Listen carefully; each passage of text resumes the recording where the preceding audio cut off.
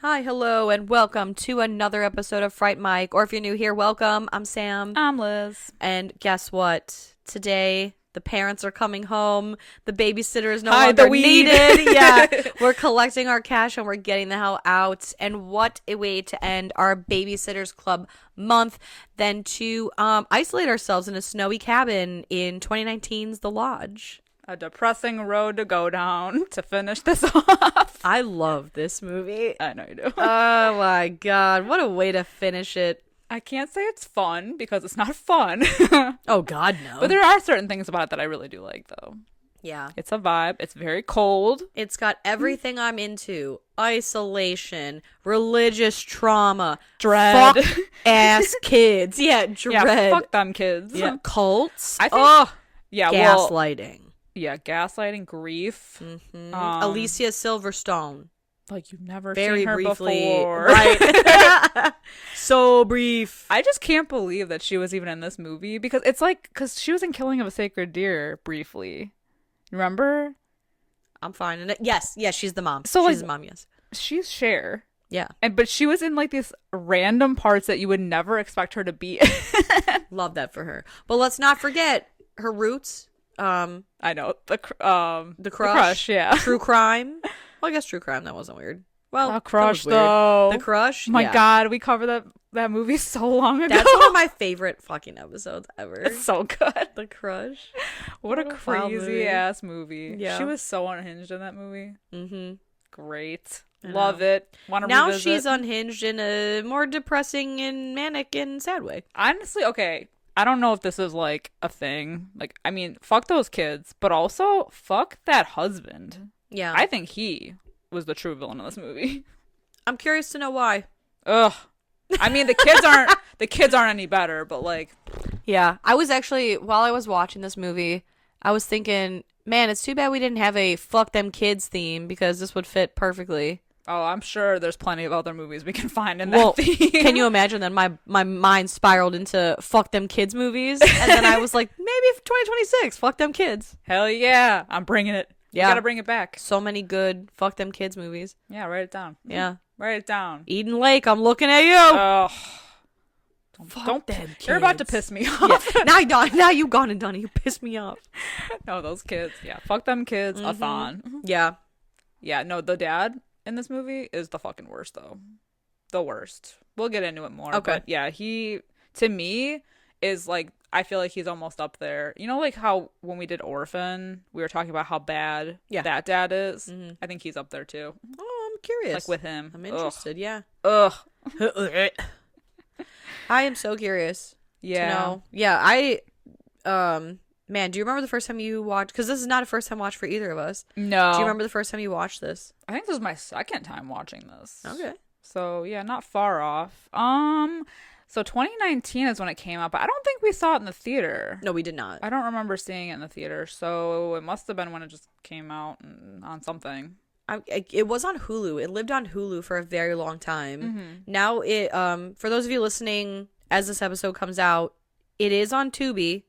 So if you'd like to watch that, if you'd like to revisit it, or watch it for the first time and then come back. Hell yeah, Tubi. Yeah, it is on Tubi now. I'm having a hard time remembering the first time I watched it because I want to say I watched it during COVID. I think so too. I remember if I'm remembering correctly, which like I don't even know anymore. I think the trailer was kind of ominous, so I was like, ooh, this is gonna be the vibe. Felt like Saint Maud a little bit. Yeah. Like the trailer was. Yeah. If I'm remembering correctly. I could be wrong about that. But I was like, yeah, I think this is like something I'm going to vibe with for sure. And yeah. And they were dark times. So I was like, well, let's watch a dark movie. Right, exactly. Where we're also like basically stuck inside. I am isolated and I too would like to watch somebody isolated and in a much worse position than me, it seems. Yeah. Yeah, I've seen this movie a lot of times. I I think I've said it before on the podcast, maybe not, but there was a while where I would fall asleep to this movie because it was so like calming. And I don't mean calming like it's calming content, but it's just like the movie's so quiet. It is very and quiet. eerie, and like the colors are very like muted. Right. Yeah, no, I get that feel. It's also very like a cold feeling movie. I mean, obviously it's in the winter, so it is cold, but it's a cold feeling movie. Like, I think the like cinematography for this movie is really interesting because it's a lot of like liminal spaces, and they have that that dollhouse where there's certain shots where you're like, because it's like an exact replica of the cabin, and so you're like, am I in the cabin or am I in the dollhouse? Right. And it like really messes you up.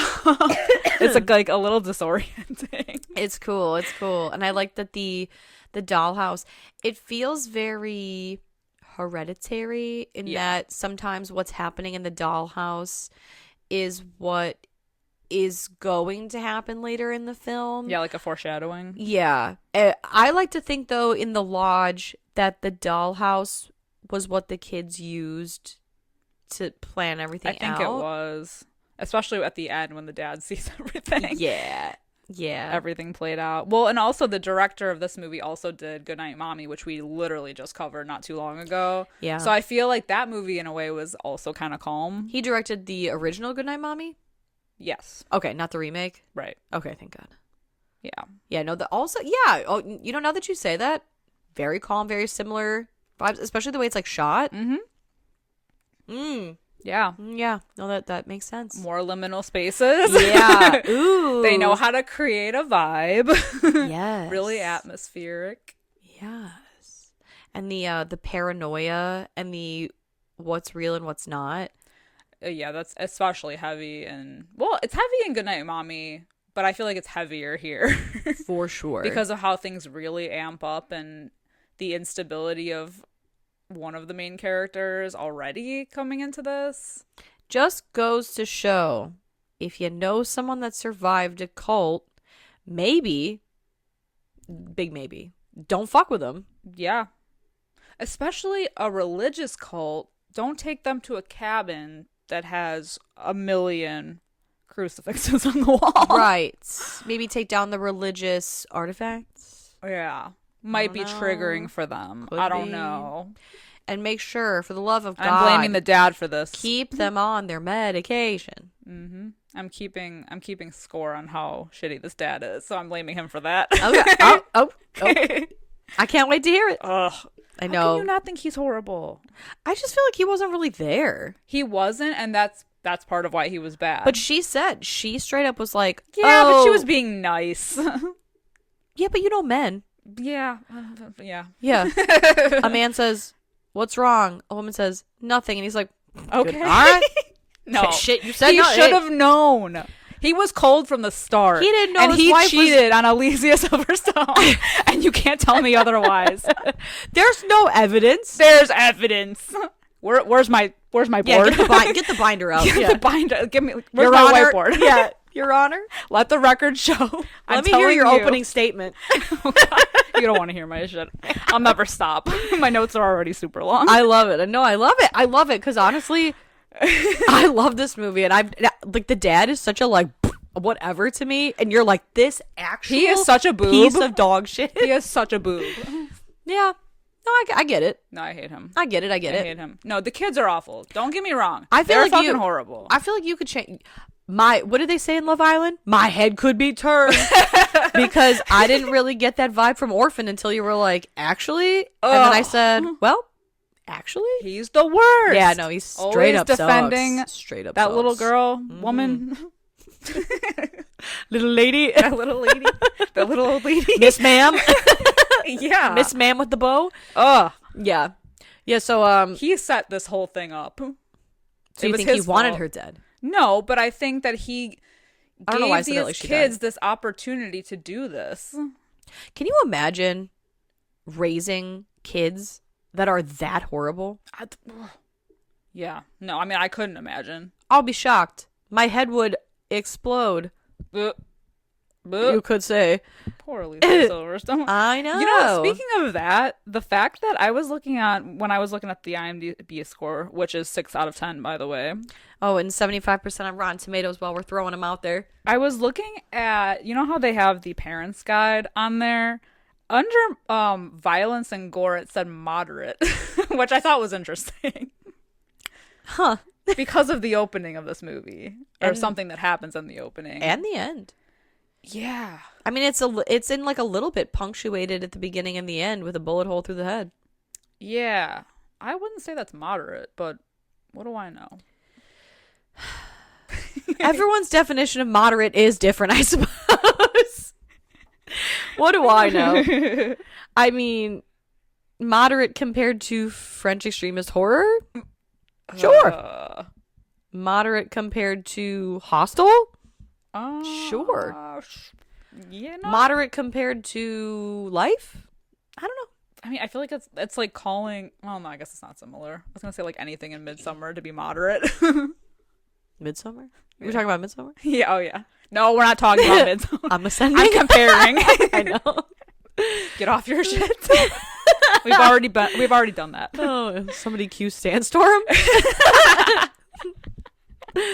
The lights are flickering. I know. That's how I feel like coming alive talking about Midsummer. Oh god. And just like okay, like just the beginning of this movie, you already feel so bad for Alicia Silverstone because who plays Laura? Mm-hmm. She's going through it, man, and she's like trying, and it's just yeah. I know you kind of get the vibe. Yeah. So I guess opening the movie, so we have Richard and Laura, and they have 2 children together, Aiden and Mia. We get the vibe that Richard and Laura are estranged, and Laura is just like you said, she's in a rough headspace. I can't tell if she is thinking that she's going to try to make it work, because the whole thing is she's packing the kids up to go spend time with their dad, it seems, and she's upset in the bathroom, but she's trying to put like maybe like a tinted lip balm on, and she's trying to smile, and she's like, oh, you wanted to talk to me? And, you know, he's like, oh, well, she's not here, not mentioned by name. The kids call her the R word in the car, the dad's new girlfriend, who's Grace. And so we kind of see like her silhouetted in the window when they first pull up. We see her go through like the back gate. But so I don't know if I got the vibe that maybe Laura thought he wanted to talk to her about like getting back together. Maybe trying to reconcile. Yeah. I think that's why she put the makeup on and everything. Right. And she was like looking all cute in her little dress. Right. But again, he's a piece of shit for having her there. Yeah. For sure. Having her sneak out through the garden in the back. For sure. Mm-hmm. And unfortunately, Richard says that he is wanting to go through with the divorce and that he does plan to marry Grace. He plans to ask her to marry him in September, which then unfortunately prompts Laura to go home, tidy her home, take her necklace off, very thoughtful, and take a sip of a beautiful, gorgeous red, full-bodied red from what it looks like. I don't know. Yeah, and she shoots herself in the head. Aggressively. They don't even, like, it's not even like a cut to the wall blood splatter. It is a full-on, quick shot. And it's so crazy. Like, there's no hesitation, no lead up, no build up. There's no music playing. It's like the news is on in the background. And I'm sure you remember the first time watching this, because I know I did. The first time watching this, when that happened, my mouth was open. Like an audible, like, like an oh fuck moment. Yes. It was like, what big old oh what fuck am I moment. watching? Because you say you have Alicia Silverstone in your movie. She's one of the top billed. Mm-hmm. And this is gonna happen. You're expecting her to be in it. Nope. It's crazy. God. It's like Intruder. Top billed Bruce Campbell. Yeah, who's in it for like a couple minutes at the end. 20 seconds maybe at the end. Yeah. So then that it's really sad, because then it kicks off like we see like the funeral, and 6 months later there's snow, it's the holidays. Richard is talking to his children, saying that they're going to spend time at their cabin in the mountains in Massachusetts to get to know Grace. These kids don't like it. No. They don't take to it well It's at all. only been 6 months. Yeah. How could he possibly... Oh, I'm already on my shit. Well, how could he possibly think that this would be a good idea? Especially when, like, right after the mom's funeral and everything, it's that devastating shot of, like, Mia sobbing in her bed saying, now mom won't go to heaven. There's, like, clearly, like, the kids seem to have grown up, I don't know, like, some sort of Christian, Catholic, whatever, because I know, like, in Catholicism at least, if you commit suicide, then you don't, quote unquote, go to heaven or whatever. And Mia is devastated. Yeah. Beyond devastated that now her mom won't go to heaven. And it's so wild that she's so worried about this while the dad is dating somebody who is a sole survivor of a Heaven's Gate style religious cult where they all committed suicide. And she was the only survivor of that religious cult. Yes. And it's like they committed suicide to essentially ascend to the next level, essentially like a heaven or a nirvana or whatever. And their mom committed suicide and the daughter's worried that her soul is damned. Yeah. You know, it's like there's a little bit of like a juxtaposition almost. Right. But yeah, I mean, and they do not like her. And it makes me wonder, like, did these kids ever meet Grace before? Because I don't think that they would have. I think they must have, like, in passing for them when they were in the car with Laura at the very beginning when they're like, oh, she's an R word. Yeah, but, like, I don't know, the way that because you don't see her right away. Right. She's, like, a shadow. She's, like, slipping through the back door. You don't see her face, so it's like we're also in the dark, and it makes me feel like they were also in the dark. And the first time that they ever actually, like, when she got in the car was almost like their first time meeting her. It could be. I don't know. That could be. But, like, I got that vibe. Yeah. But this dad, I just get the vibe that they fucking hate her because they do. Yeah, they do. They do. 100%. I mean, they make that clear, especially Aiden. He's like, oh, she's just another girl from your book. Yeah. Didn't you write a book on her? Isn't she the subject of your book? And, like, before they even get to the cabin, they're at their dad's house, and Mia and Aiden sneak into his den, and they're on the computer, and they're watching. They're basically, like, doing research on her. And Riley Keough plays Grace. Her real life dad plays her cult leader dad in the film, who is the leader of this, like, Heaven's Gate style cult. And then it cuts to, it's almost like police footage or something. It's not. It's like video camera footage of these people covered in shrouds. They've taken their shoes off, and she's basically going there to record them all dead. Yeah. Very Heaven's Gate style. And the dad, like, kind of catches them and is like, what are you doing? Right. Oh, no, nothing. So you can tell these kids plotting and scheming straight away. Mm-hmm. And, I mean, honestly, for being as young as these kids are, that's some... Yeah. That's a lot of planning. Yeah. And I hate to use this word because of the way it's, like, it's so synonymous with TikTok now. But, like, I truly mean it. These kids are diabolical. They are. In the true essence of the word. Especially like, to where it evil. Goes by, like, the end of this. Yeah, they are evil. For Their how dad young is evil. they are to plan this. Yeah, you keep saying that. Evil produces evil. I'm telling you. Well, and isn't that funny how when they show... So at one point, Grace is trying to bond with Mia by saying, like, oh, we should throw up some Christmas decorations. Oh, what do you want for Christmas? You want a dog? Oh, like, oh, and then Mia says, do you want to see what we got our dad? And it's home videos. And Alicia Silverstone looks in the camera and says, we did good. Ugh, no, you didn't. But you said he made no, evil. You didn't. No, you did not. That's true. And even before that, oh my God. So, okay.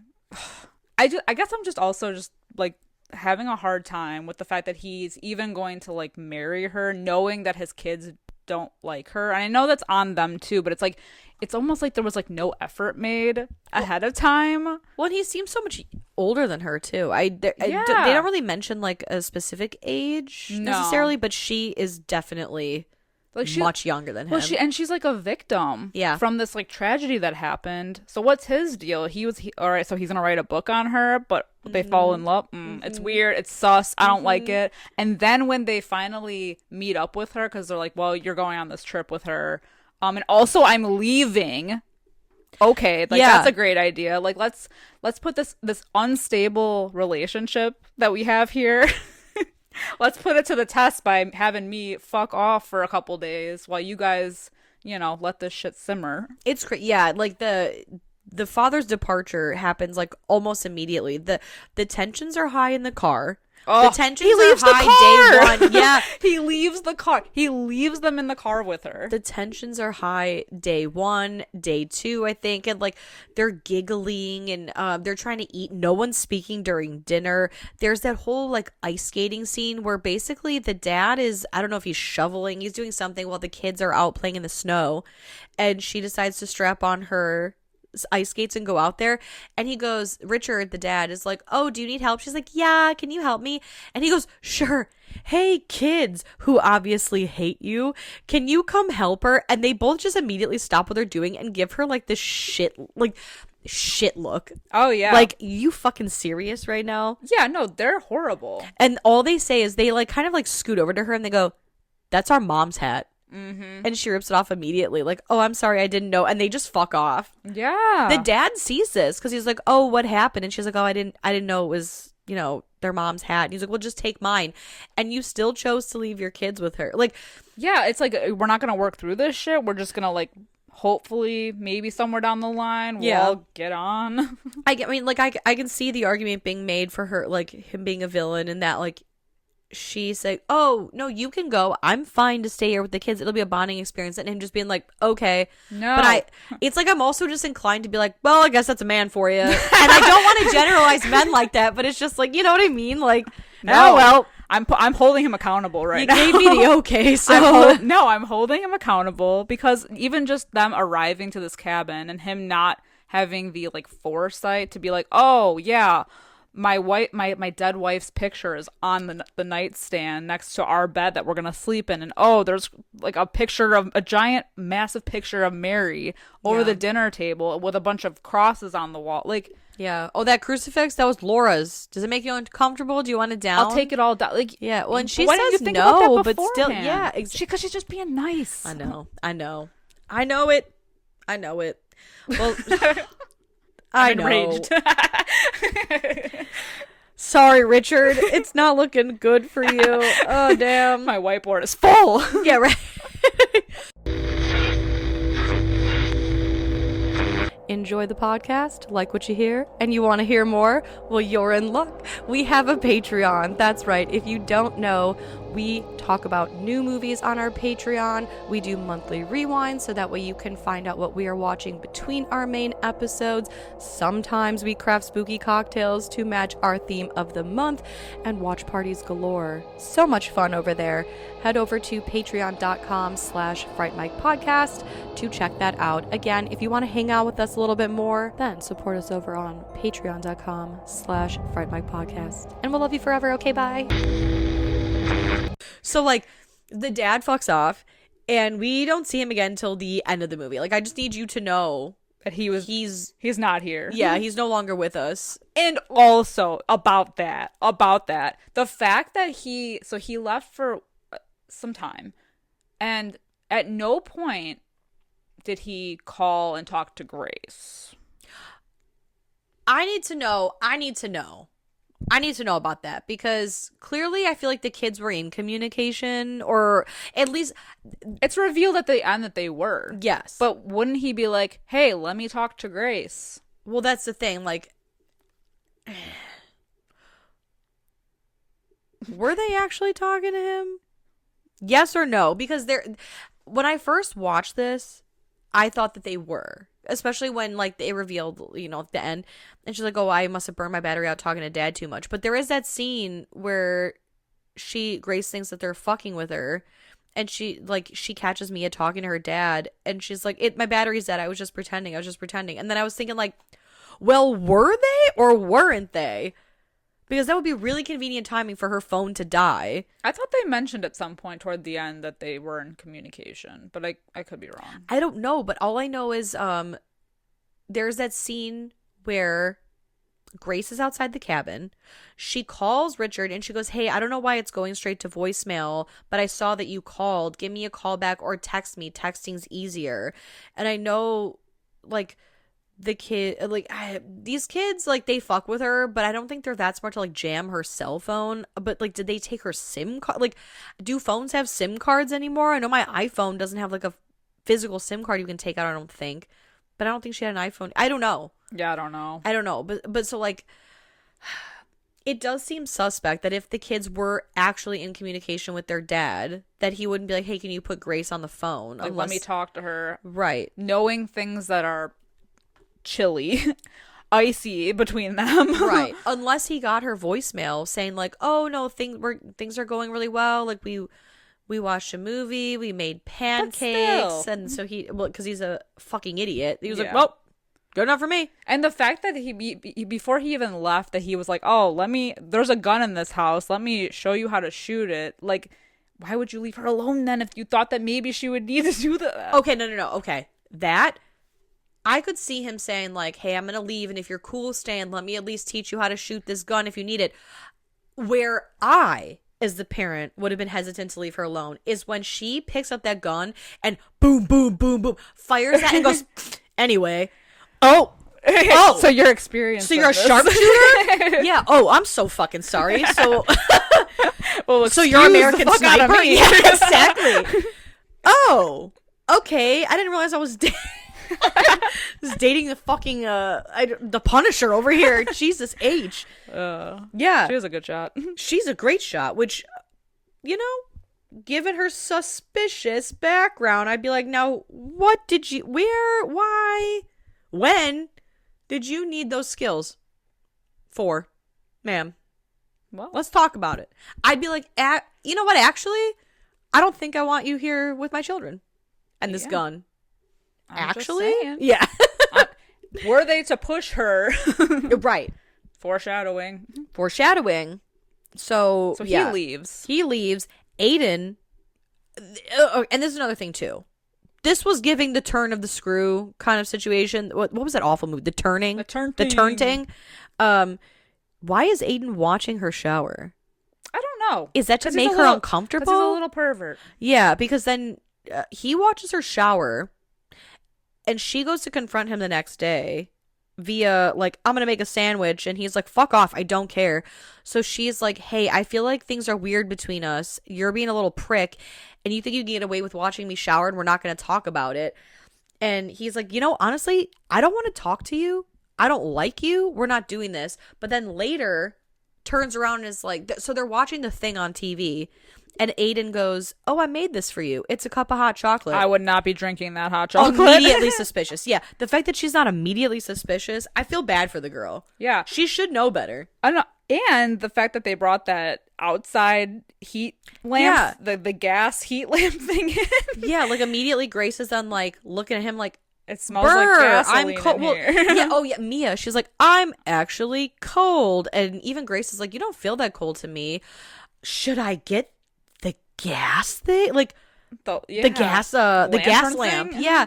And Grace, yeah, like you said, should that be inside? They're like, oh yeah, yeah. She's literally covering her face because the smell is so strong. And they put it so close to her. I know. She falls asleep and has a dream that she wakes up on the ice. And it's such a cool shot. So when she wakes up, it like does like a huge zoom out. It almost, to me, because the sky is so dark and nothing is around and like there's just snow, it looks like she's on the surface of the moon. Yeah. Like completely isolated. It's like that weird feeling when it's like so quiet out. Yeah. When like that first snowfall and everything's like a little eerie. I love how quiet snow is. Like, it's crazy. I love that. Tampers everything. Mm-hmm. But she falls in the dream, she falls through the ice and her father is dragging her down. And when she wakes up, the cabin is freezing. The pipes have frozen. There is no heat, no electricity. Their phones are dead. And everything, including her medication, the food in the fridge, their coats, like Christmas decorations, everything, gone. Yeah. Absolutely gone. Even the Christmas presents that she got for them. Yeah. Gone. All the joy that she tried, like anything that she even tried to use to bond with them. These little shits. Mm-hmm. Gone. Terrible. I feel bad. You know who I feel bad for the most in this movie? Grady. I the know. dog. Oh my God. So they're kind of like looking around the house, and she immediately was like, this isn't funny. Like, if you're fucking with me, you got me. Let's be done with it. And these kids, and I will say this, the first time I saw this movie, they got me. These fucking got me. These kids. I was like, what the hell? Mystery for the ages. They were very convincing in the beginning, especially because, you know, she's like, well, what the fuck? Like, I'm going to go upstairs and, you know, and close the door. And by the time I come back down, I want all of the food and everything put back. And they're just like, we don't know what you're talking about. Mm-hmm. Like, where is it? Very convincing. Where is it? I know. At one point, even like the dog goes missing. It's so sad. But so Grace, while she doesn't have her medication, things are starting to get a little crazy for her, and she's starting to spiral. She's hearing her dad's voice. I feel like she's hearing like religious stuff. She's like, I think that she keeps seeing like the visions of her dad and like past trauma from like when she was in that cult. There's even that like really creepy shot of like she looks out the window, and at one point the entire front lawn is covered in snow angels. Mm-hmm. I don't know why that freaked me out. But you're also like, are they fucking with her? Right, exactly. Like, who did that? What's going on? And Aiden tells Grace that he's really scared because he had a dream that the gas, basically like the gas heater not exploded, but like there was like a gas leak, and they all suffocated and died in their sleep, and this is purgatory. Yeah. It's so crazy. And so she's getting sick of it. Well, yeah, and then they even like mess with the clock. Yes. Because it was like supposed to be, what was the timeline? Like Christmas Day was when the dad was going to come back, or was it going to be after? But when she looks at the clock, which also has the date on it, it says January 9th. Mm-hmm. And she's like, what the hell? So she sets it back because, you know, it's like one of those that you can like reset back. To I think the 23rd, mm-hmm. because the 22nd was when they had fallen asleep. Right. Because they later find an obituary for them. Mm-hmm. Saying that they all died, which is not the most convincing obituary. It looks like printer paper. Okay, but also the online news, the internet news. I don't know, but I agree with you. Like it's like 1 8x11. What's printer paper? 8x11? I think it's 11 by 14. Sure. A piece of printer paper. I believe you. Yes, but I mean, like the way that he just hands it to her, I'm like, that's okay. Yeah, but I mean, if I was like high off of gasoline fumes, yes, and off my fucking medication, I would believe it. Yeah, because which she hides from the dad. Which, like, why? I know. Well, and she gets fucking nosebleeds, which the dad knows about, because when they're fooling around and she's giggling, he's like, "Knock it off, or you get a nosebleed again." Yeah. Which somebody who's obsessed with nosebleeds and never gets one, I'm like, you were jealous. Damn. Yeah. Fucking rub it in. How about it? And rub it in. Yeah. So she it's crazy too, because like at one night after like hearing her dad's voice and with being out without her medication, she ends up I think like basically sleepwalking with the gun. Mm-hmm. And when Aiden wakes up, so she's envisioning Aiden as one of the shrouded cult members who, when we see like the video footage, they're like their shoes are off on the side of the bed, they're covered in shroud, like in a purple shroud, but in one of the video clips they pulled the shroud down and everyone's mouth is duct taped over with the word sin on it, and so that's how she's envisioning Aiden. And when he wakes up and sees her standing there, she looks unwell. Yeah, like, and they're trying to like get her out of this daze. She ends up knocking Mia in the side of the head pretty good, and it's creepy. And she decides like, no more of this. She's packing up like what little food is left in the house and is like, I'm going to get help. And they're like, you can't go out there. You'll freeze. Like, have you looked outside? Like, you'll freeze to death. Which I think is funny that they're so concerned with her freezing to death, but they're still trying to convince her that they're all dead. Right. Exactly. So, like, what are we led to believe here? The gaslighting is... Right, you'll never make it. Yeah. You know? So she tries to, like, trek across to see if she can find, like, another, like, neighbor, I guess. And she comes across this structure. I don't even know. It looks like a house, kind of, but it looks like a cross more than anything. And she sees a figure in the window, and she gets freaked out. Yeah. And it's like, I think it's like supposed to be her dad or something. Yeah. This structure actually reminds me of the cover for the movie Final Prayer. If anyone has seen that, I think that's also on Tubi, but I watched that. Can't remember now if it was last year or 2 years ago. It's a found footage that takes place, I believe, in Ireland. So good. But that, like, the cover of it is a house that's shaped like this. It's like a cross. Yeah. Well, she gets freaked off, and so she takes off running. And she keeps walking, but then she realizes that she has tracks in front of her, which then leads her back to the lodge.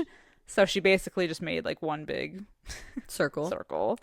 And where she's back to where she started. And then so she's upset, and so she goes to sit near the porch, and she notices something buried in the snow, and lo and behold, it's all of the decor in the house. Yeah. Buried on the front. Well, and she finds the picture.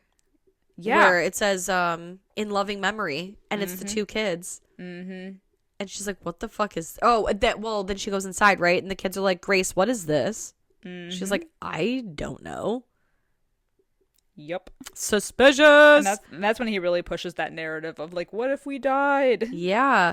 Well, and how heartbreaking too that it's not too long after this that he's, I think that's when they hand her the obituary. Yeah. Saying that like it says that they died 12/22 of 19 in a gas leak incident, and Mia and Aiden are like praying, and they're like, Grace, you have to repent for your sins, you have to repent, and she's like screaming at them to stop, and he's like, we can't die, like I'll prove it, and he hangs himself in the attic, but he's not dead, and he's like, you see, like I can't die because we're already dead. This is like, I mean, it was already too far, but I feel like this is like really, really pushing it too far. Yes. Well, and then the worst part comes right after this, because then Grace finds her dog Grady's frozen body outside. The dog died, and Mia is genuinely crying, and she's like, it's my fault, I left the front door open,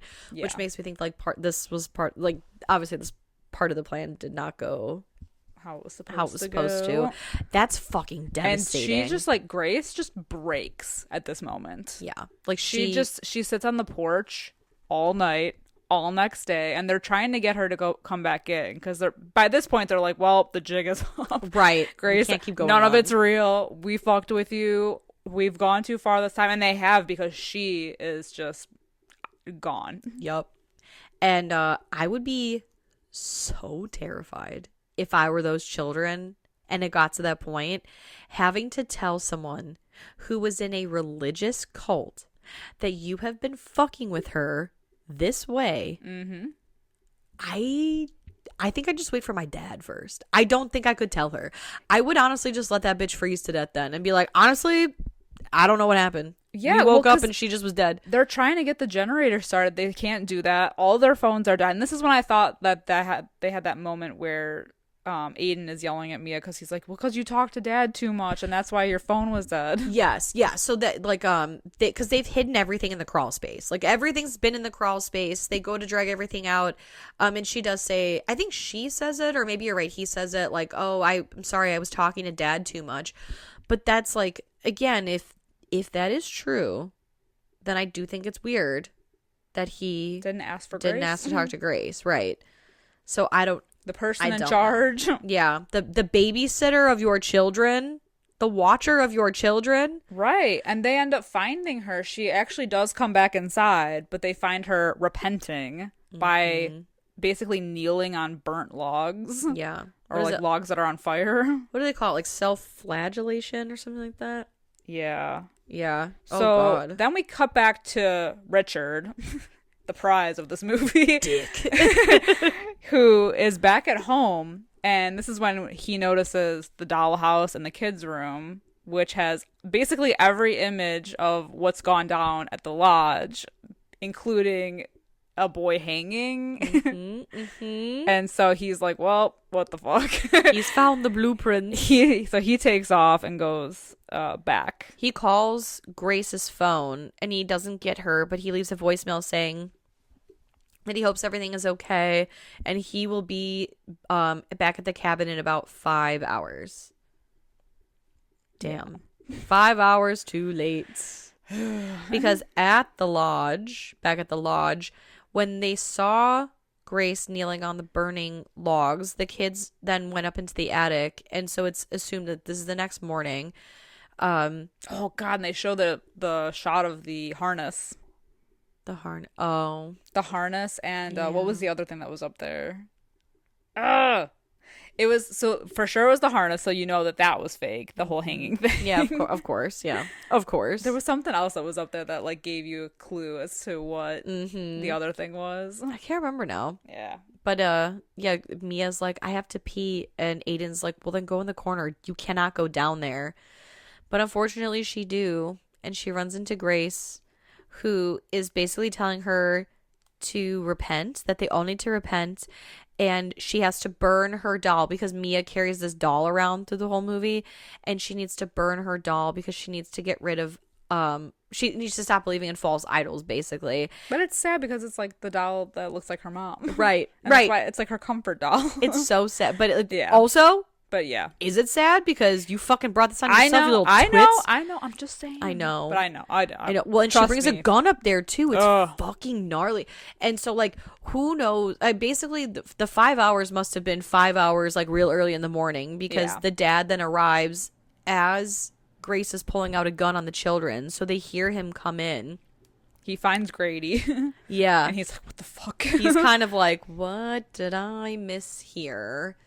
And Grace is so far in her delusions now that she's telling him, like, we've died. This is it. Yep. We need to repent. We're stuck in purgatory.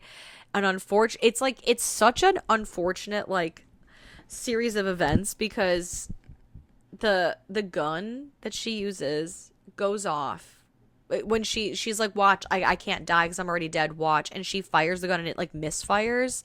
Either that or there was like no gun or like no bullet in that chain. Yeah. And so she's like, yeah, you see, and he tries to get the gun away from her. He tries so hard to get the gun away from her, and you think he's going to, and he ends up getting shot in the head in front of his fucking children. Yeah. The trauma is heavy.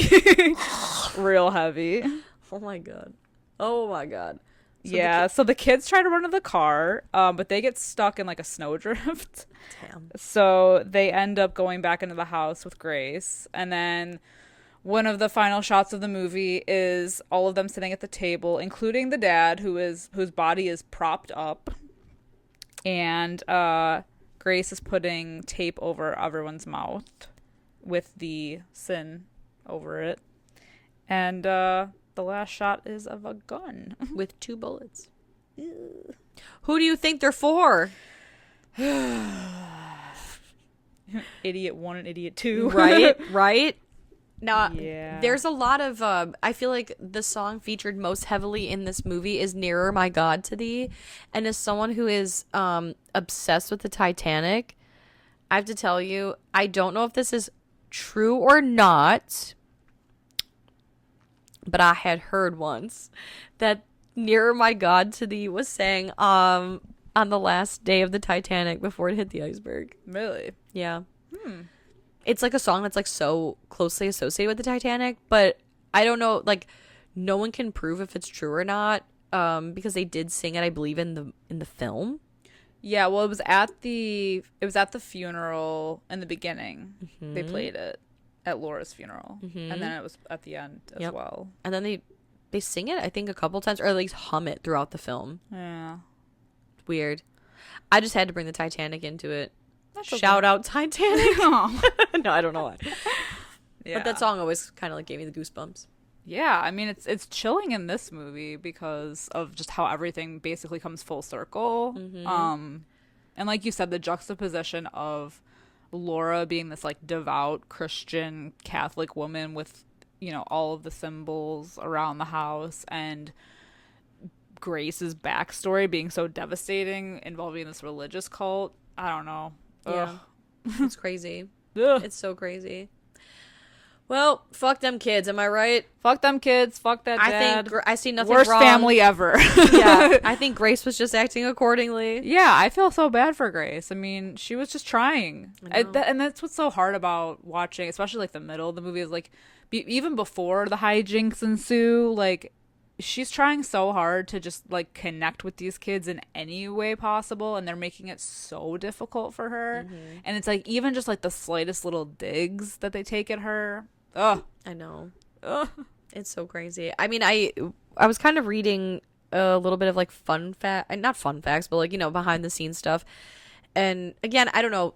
This is all on the internet. So like, who knows? Because it's like IMDb, you know, stuff like that. I don't know if it's true. But supposedly the kids that play Mia and Aiden, they were doing things before filming to like bond and get that like sibling bond. But they were both isolated from Riley Keough. So that way you could feel that like disconnect. Yeah, that's a good idea. Yeah. Although I don't know, because like I always think of like the Bill Skarsgård ones. Oh yeah. Where like he's like, "What's up, kids?" Because I'm not scary. Hello, fellow kids. Yeah, exactly. Yeah, well, I think they didn't want to freak those kids out. That's true. Because I think the first scene that I remember reading about that or hearing about that, the first scene where they all saw him and they're like, "Oh my god!" Yeah, like their reactions in the movie were their reactions in real life. Terrifying. Yeah. Yeah, but I like the isolation. Yeah. Method. It definitely gave you a feel, that cold, depressing feel. Yeah. Definitely a slow burn, but just devastating. I know. Devastating. Yeah. All right, what are you rating it? I love The Lodge. I'm going to give it like a 4.25 out of 5. Oh, like I really like The Lodge, despite the fact that it is so upsetting, depressing, dark, and slow.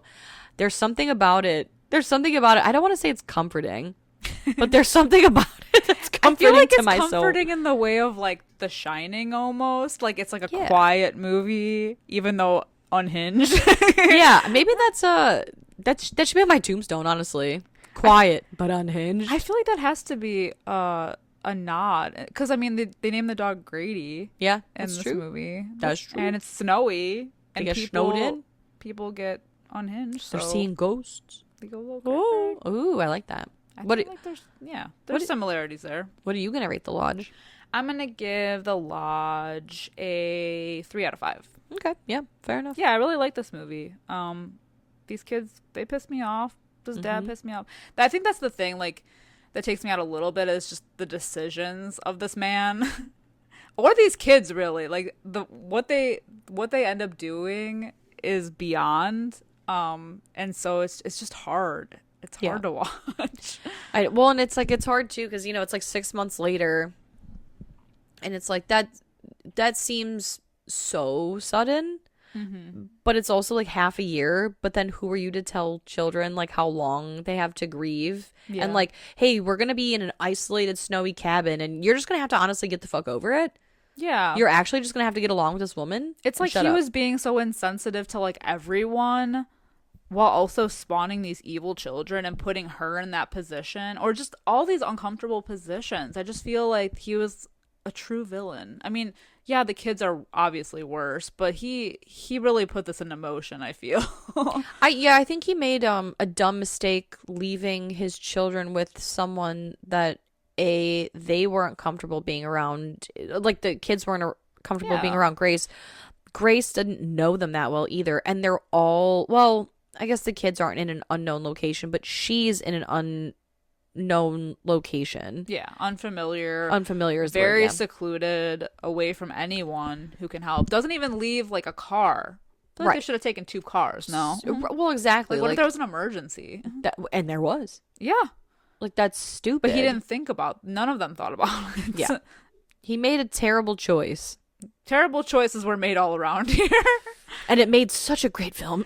But yeah, like, I mean, I think like I said, I don't really remember the first time I watched this movie, but I do remember being like, oh my God, wait, like, are they all crazy? Are they actually dead? Or are these kids really fucking with her? Because they are kind of convincing, especially like when it first, you know, shit goes down. For sure. Yeah. So interesting. I like it. I know, I do too. Like I said, I don't know. There's something. I love this movie, and the first time I watched it, it was one of those where I was like, it was so heavy. I said, "Oh my God, I'll never watch that again." And then a week later, I went to visit my aunt, and I said, Have you ever seen The Lodge? And I watched it again. Like I had to watch it. I don't know why. There's something about it. But let us know what you guys think of The Lodge from 2019. It's weird to watch this in the height of summer. Yeah. So like 100 degrees out. Yeah.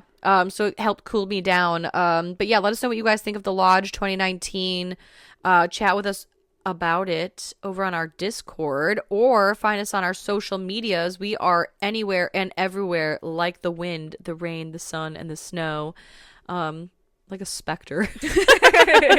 And if you have a minute and you'd feel so inclined, please give our show a nice little review, 5-star rating, whatever you're feeling. And if not, it's truly no worries. Until next time, I'm Sam. I'm Liz. Rest in peace.